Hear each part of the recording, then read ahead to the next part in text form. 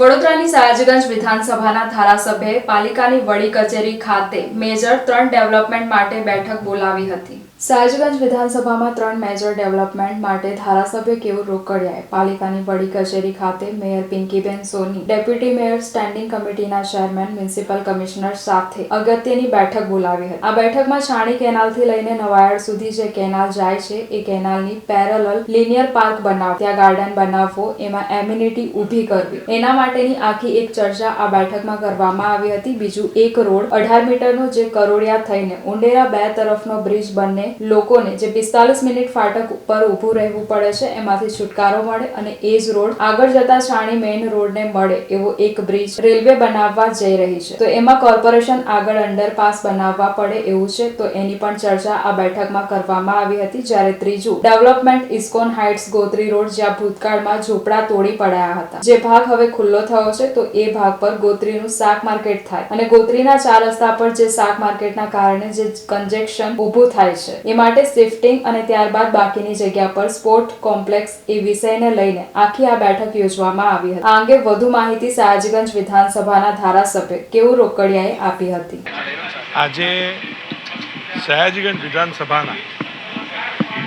Major development કહેવાય એવા major 3 development માટે આજે કોર્પોરેશનના માનનીય મેયર, માનનીય કમિશનરશ્રી, સ્ટેન્ડિંગ ચેરમેનશ્રી, ડેપ્યુટી મેયર આ તમામની એક બેઠક મેં બોલાવી હતી। એમાં છાણી કેનાલથી લઈને નવાયાર્ડ સુધીની જે કેનાલ જાય છે એ કેનાલને પેરેલલ લિનિયર પાર્ક બનાવવું, ત્યાં ગાર્ડન બનાવવો, તેમાં એમ્યુનિટીઝ ઊભી કરવી, એના માટેની આખી એક બેઠક એમાં પણ એની ચર્ચા કરવામાં આવી છે। બીજો એક રોડ અમે 18 મીટરનો એક કરોડિયા થઈને ઉંડેરા 2 તરફનો બ્રિજ બને, લોકોએ જ્યાં 45 મિનિટ ફાટક પર ઊભું રહેવું પડે છે એમાંથી છુટકારો મળે અને એ જ રોડ આગળ જતા છાની મેઇન રોડને મળે એવો એક બ્રિજ રેલવે બનાવવા જઈ રહી છે, તો એમાં કોર્પોરેશને આગળ અંડરપાસ બનાવવા પડે એવું છે, તો એને પણ આખી આ ચર્ચાની અંદર આવરી લીધા હતા। અને ત્રીજું, ઇસ્કોન હાઇટ્સ ગોત્રી રોડ,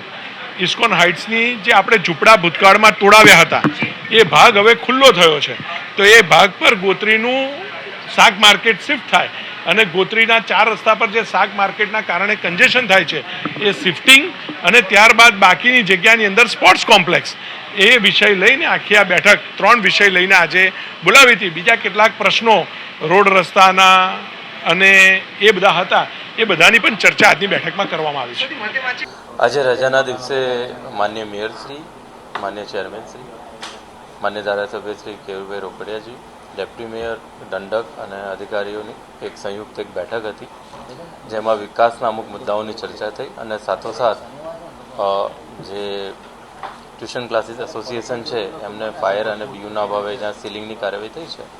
એનું રિપ્રેઝન્ટેશન બધાની હાજરીમાં એ લોકો કરવા આવ્યા હતા। એટલે જે ડેવલપમેન્ટના મુદ્દા છે જેમાં ખાસ કરીને છાણી વિસ્તારમાં જે કેનાલ આવેલી છે એની પેરેલલ એક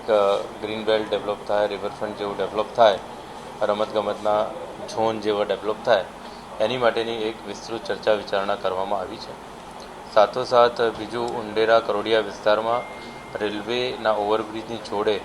અમુક રોડ ડેવલપમેન્ટ કરવાના, અમુક નાળા ડેવલપમેન્ટ કરવાની પણ ચર્ચા વિચારણા અહીંયા થઈ છે। એટલે આ 2 વિકાસના મુખ્ય મુદ્દા હતા। પ્રી મોન્સૂન પ્લાનિંગની પણ થોડી ચર્ચા અહીંયા થઈ છે। સાથોસાથ જે ટ્યુશન ક્લાસીસના જે એસોસિએશનવાળા આવ્યા હતા એમને માર્ગદર્શન પણ આપવામાં આવ્યું છે, કેમ્પ સીલ થયા એનું એમને સમજ આપવામાં આવી છે અને એ જે પૂર્તતા કરે તો એની સીલિંગ ખોલવાની કાર્યવાહી થશે એ પ્રમાણેની એમને સમજ પણ આપવામાં આવી છે। એટલે આ 3 મુદ્દાને લઈને ખાસ આજ બેઠક માન્ય મેયર અને અન્ય મહાનુભાવોની હાજરીમાં સંપન્ન થઈ છે।